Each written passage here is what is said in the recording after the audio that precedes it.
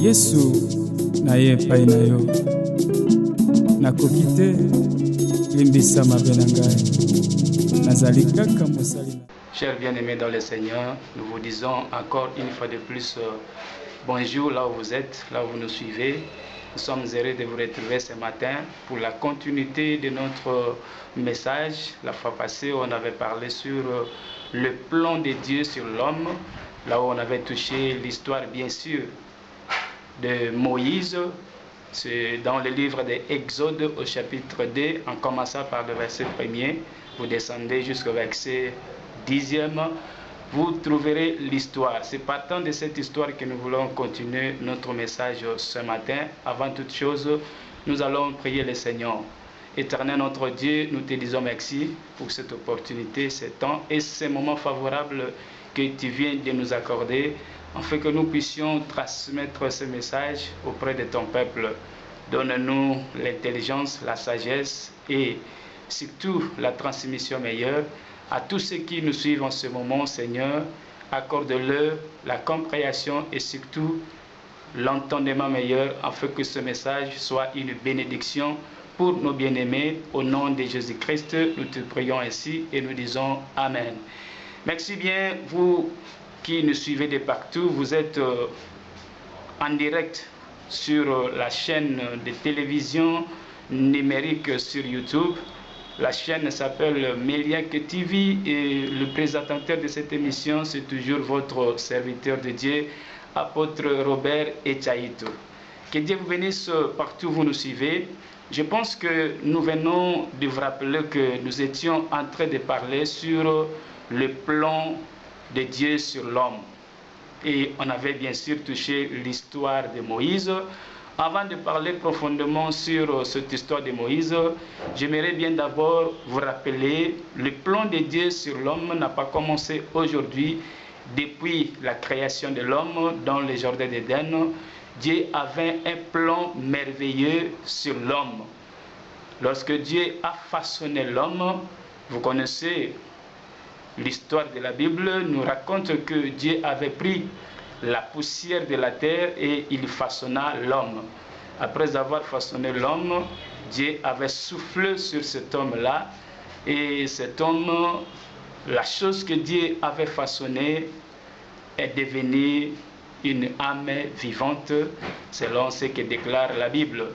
Moi je pense qu'à partir de là, Dieu avait déjà un plan merveilleux sur l'homme. Quel était ce plan? En soufflant seulement sur l'homme, et vous allez comprendre que le souffle qui était entré dans l'homme, c'était le souffle de Dieu lui-même. Et ça veut dire, Dieu avait pris son souffle et il a mis dans la chose qu'il avait façonnée. C'est alors que la chose est devenue une âme vivante. Quand je regarde très bien et profondément ce souffle, bien-aimé, en feuilletant aussi la Bible, vous allez comprendre quelque part la Bible dit, le souffle dans l'homme, c'est ça sa vie. C'est ce qui fait que l'homme puisse vivre, c'est ce qui fait que l'homme puisse respirer pour vivre. D'une autre manière, je peux dire que le souffle que Dieu avait mis dans l'homme, c'était plutôt la vie.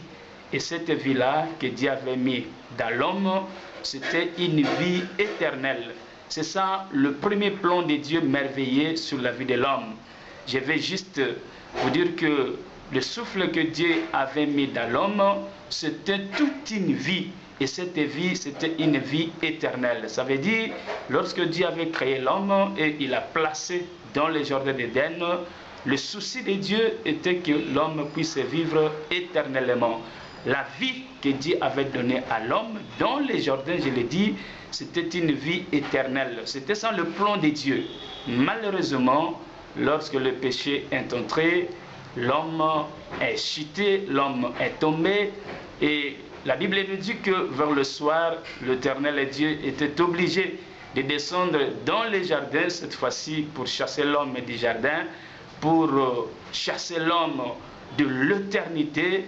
À partir de là, on comprend maintenant que le plan de Dieu sur l'homme a connu une interruption parce que en réalité, selon le souci de Dieu, selon les plans de Dieu, il avait donné son souffle à l'homme pour que l'homme puisse vivre éternellement comme lui, Dieu, vit éternellement. Son souci était aussi que l'homme qu'il a créé à son image, à sa ressemblance, puisse vivre aussi éternellement. Mais c'est le péché qui a intercalé l'homme, c'est le péché qui a fait en sorte que la vie de l'homme soit limitée sur la terre, et c'est le péché qui a fait que l'homme soit chassé du jardin. C'est ça même le début de la souffrance de l'homme. Et lorsque je parle de l'homme, je vais bien parler de cet homme d'Adam, qu'apôtre Paul appelle souvent le premier homme. Et dans la prédication d'apôtre Paul, il dit quelque part que parce que le premier homme a chuté, parce que le premier homme a tombé, c'est l'humanité tout entière qui est tombée. L'homme a perdu sa gloire. Et c'est l'humanité tout entière qui a perdu sa gloire. Le péché était épité pour tout le monde, tout celui qui a la race adamique, tout celui qui a le sang adamique, tout celui qui est né de ce premier homme Adam est tombé, est chassé du jardin, il est maudit ensemble avec Adam. C'est à partir de là que le plan de Dieu a connu des difficultés sur l'homme. C'est là où j'ai toujours exhorté aux enfants de Dieu que attention avec la vie du péché. La vie du péché peut intercaler ta bénédiction. La vie du péché peut désorienter ta vie. La vie du péché fera en sorte que tes jours, tes années même sur la terre puissent connaître des problèmes. C'est à partir du péché que Dieu a commencé à compter les jours pour l'homme. Et pourtant, lorsque Dieu avait créé l'homme, lorsque Dieu avait soufflé sur l'homme, le souci de Dieu, je viens de le dire, était que l'homme puisse vivre éternellement. Parce que ce souffle-là était une vie éternelle que Dieu avait donnée à l'homme. Mais le péché a fait que la vie de l'homme soit limitée sur la terre. Voilà pourquoi la Bible nous dit même quelque part que les années de l'homme sur la terre, c'est peut-être pas la force qu'il va atteindre 80 ans, mais en réalité, ce n'était pas ainsi, selon le souci de Dieu, selon le plan de Dieu. Je suis revenu jusque-là, c'est pour vous montrer, vous parler et vous dire que le plan de Dieu sur l'homme a commencé depuis les jours où Dieu avait créé l'homme. C'était ça le plan de Dieu. Mais le péché a fait que l'homme puisse mourir. Le péché a fait que l'homme soit chassé du jardin. Et voilà, bien-aimé, toi qui me suis en ce moment, que le Seigneur te fasse grâce, que le Seigneur nous fasse tous grâce, afin que la vie du péché ne nous domine pas, afin que nous ne puissions pas pratiquer le péché. Parce que la Bible dit d'ailleurs quelque part qu'un enfant de Dieu ne pratique pas le péché, parce qu'il a la sémence de Dieu. Malheureusement, depuis la chute du premier homme, cette sémence de Dieu qui était en nous, une sémence qui pouvait nous amener à l'éternité, cette sémence était perdue à cause de la chute de ce premier homme Adam, et nous tous, nous étions chutés ensemble avec lui. C'est de là qu'on avait perdu cette sémence. Mais la Bible, du moins, nous rassure qu'un enfant de Dieu ne pêche point, parce qu'il a la sémence de Dieu. C'est ça mon exhortation avant d'entrer profondément dans l'histoire de Moïse. Bien-aimés, ne blaguez pas avec le péché. Le péché, c'est un ennemi pour nous les enfants de Dieu. Parce que le péché vient du diable, et le diable sait le plan de Dieu sur nous. Comme toi tu es là, tu me suis en ce moment, je sais que l'Éternel avait un plan merveilleux pour toi. Et ce plan merveilleux de Dieu pour toi est là, jusqu'à aujourd'hui, jusqu'au moment où je te parle. Mais le diable est de ce côté, comme il connaît peut-être ce que Dieu a préparé pour toi, le projet que Dieu a formé pour toi, le diable est là, il le sait, il le connaît. Voilà pourquoi il est en train de te combattre, il est en train de nous combattre, nous tous. Il est en train de combattre les enfants de Dieu parce qu'il sait ce que Dieu a planifié, ce que Dieu a préparé pour nous. Voilà pourquoi il vient avant. La Bible d'ailleurs a raison de l'appeler Antéchrist. Un Antéchrist, c'est le diable. Il vient avant, mais pas pour nous amener plus loin, mais il vient pour nous intercaler avec sa vie du péché, parce que c'est sa vie propre à lui, mais il nous fait contaminer ça comme il avait contaminé Ève depuis les jardins d'Éden. Ce souci était d'intercaler Ève ou l'homme que Dieu a placé dans les jardins pour vivre éternellement, afin que cet homme ne puisse pas vivre éternellement. C'est son rôle jusqu'à aujourd'hui. Il vient, il est en train de nous intercaler, il nous propose beaucoup de choses bizarres, afin que nous ne pouvons pas aller de l'avant, afin que nous ne réussissions pas. Mais je te rassure que ce n'est pas ça le souci de Dieu. La Bible dit d'ailleurs que notre Dieu forme des projets de bonheur, de prospérité et de paix pour nous, et non le projet de malheur. Voilà ce que je vais te dire avant d'entrer profondément dans notre histoire. Bien-aimés dans le Seigneur, nous parlons de Moïse. Cet enfant Moïse avait aussi un plan de Dieu sur lui. Ce n'est pas pour rien, nous voulons parler de son histoire. Cet enfant de Moïse, avant même qu'il soit né, moi je pense que le Seigneur notre Dieu avait un plan merveilleux sur lui. Et plus tard, vous allez comprendre que le plan de Dieu sur cet enfant de Moïse était qu'un jour, cet enfant de Moïse puisse libérer son peuple qui était en captivité dans le pays de l'Égypte. Mais je vais vous dire une chose, mon bien-aimé. Ce que Dieu planifie pour nous, parfois, ça ne se voit pas. Ça ne se voit pas. Et Dieu, dans son plan, il peut nous proposer quelque chose, il peut promettre quelque chose, et parfois il ne peut pas nous montrer. Il ne peut pas parfois nous décrire tout avant que la chose arrive. C'est ce qui est un peu compliqué pour la vie des enfants de Dieu aujourd'hui. Tu es là, tu as les plans de Dieu, tu as la promesse de Dieu, mais parce que la chose ne se voit pas à l'œil nu comme ça, et surtout présentement, parfois tu te décourages, parfois tu mets des doutes en toi en disant que non, je ne suis pas de Dieu, Dieu m'a abandonné, Dieu m'a oublié, je ne sais pas ce que Dieu réserve pour moi. Mais non, je te dis, la foi vient de ce qu'on attend. Et ce qu'on attend vient de la parole de Christ.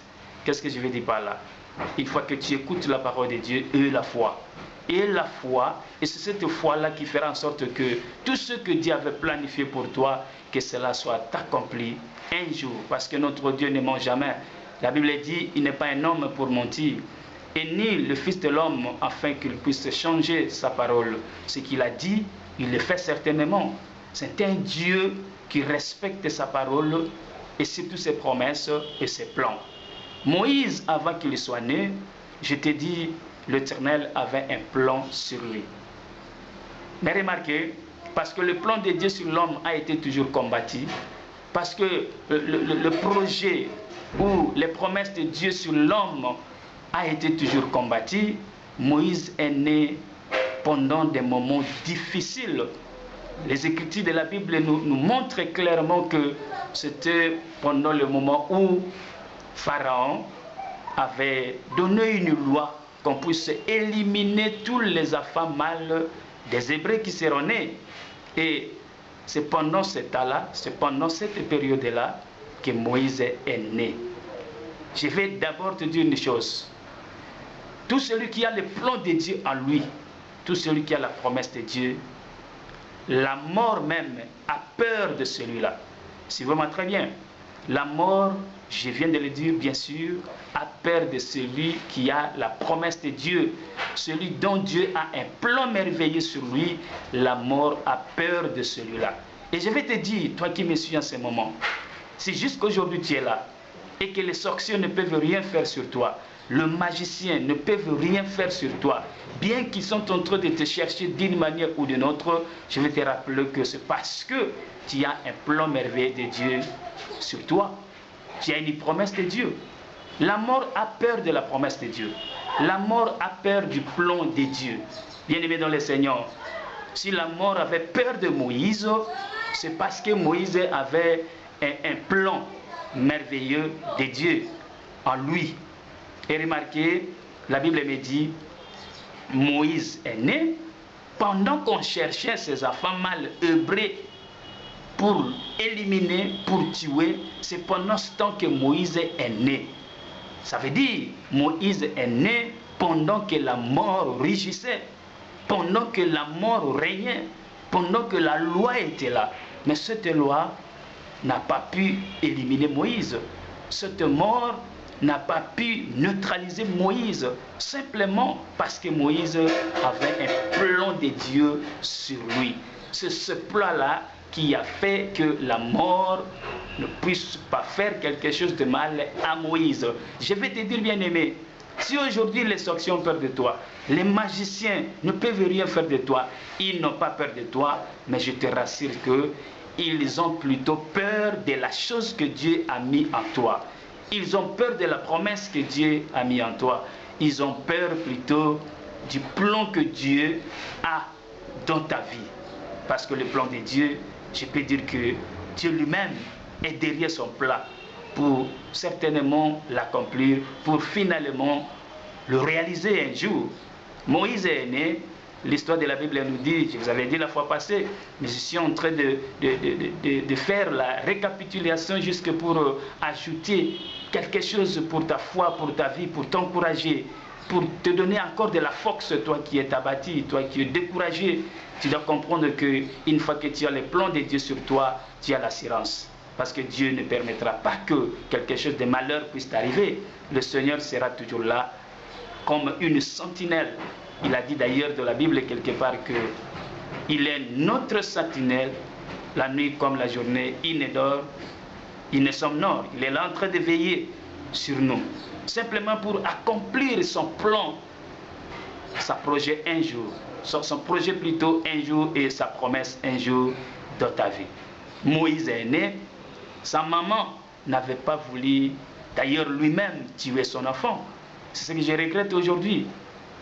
Lorsque je vois la maman de Moïse qui protégeait son enfant, la Bible déclare qu'elle a regardé son enfant était belle de figure. La maman dit non, je ne peux pas tuer mon fils. Bien que la loi était là, voilà une très bonne maman, voilà une maman courageuse qui n'a pas eu peur de la loi, qui n'a pas eu peur de Pharaon, mais elle a pris la décision de garder son enfant. Je dirais même dans la révélation ou dans l'interprétation que lorsque nous voyons la maman de Moïse, aujourd'hui, la maman de Moïse est peut-être nous les hommes de Dieu, parce que c'est nous qui sommes là pour garder l'église, pour protéger les enfants de Dieu. Mais il y a des serviteurs de Dieu aujourd'hui qui sont comme de mauvais bergers qui abandonnent le brebis à la porte des loups. Il y a des hommes de Dieu aujourd'hui qui ne gardent pas les enfants de Dieu, qui ne protègent pas l'église du Seigneur. Ils sont en train de livrer l'église du Seigneur dans le monde, partant de leur mauvais enseignement. Bien-aimés dans le Seigneur, une très bonne maman doit protéger son enfant. C'est ce qu'avait fait la maman de Moïse. Un homme de Dieu, un ministre de Dieu doit protéger son église par l'enseignement, par la saine doctrine, par l'enseignement de Christ. Parce que la Bible nous dit clairement, n'oublie pas, toi, homme de Dieu qui me suis en ce moment, l'église de Christ est fondée, est basée sur les enseignements des apôtres et des prophètes. Et Christ lui-même est comme la pierre angulaire. Et regarde, de quelle façon tu es en train de conduire l'église du Seigneur? De quelle façon tu es en train de poser l'église du Seigneur? Par quel enseignement? Vous êtes en train de poser l'église du Seigneur par des histoires vaines qui ne construisent pas, qui ne protègent pas l'église. Voilà pourquoi aujourd'hui l'église est abandonnée totalement et complètement. Et le monde envahit l'église parce que les hommes de Dieu aujourd'hui sont basés qu'à la recherche de l'argent. Ils ont besoin que de leur propre bénédiction, mais ils ne se soucient pas des brebis du Seigneur. Ils ne protègent pas l'église du Seigneur. Et voilà pourquoi l'église a connu beaucoup de difficultés. Je te rappelle, au travers de ce message, que le Seigneur te fasse grâce, toi, homme de Dieu qui me suis en ce moment. Moïse avait une très belle maman et une très bonne maman. Je dis bien très belle et bonne, parce que cette maman-là avait le souci de protéger son enfant. Quel que soit le régissement de la loi, Parce que la loi était là en train de rugir comme un lion. Non. Suivez-nous.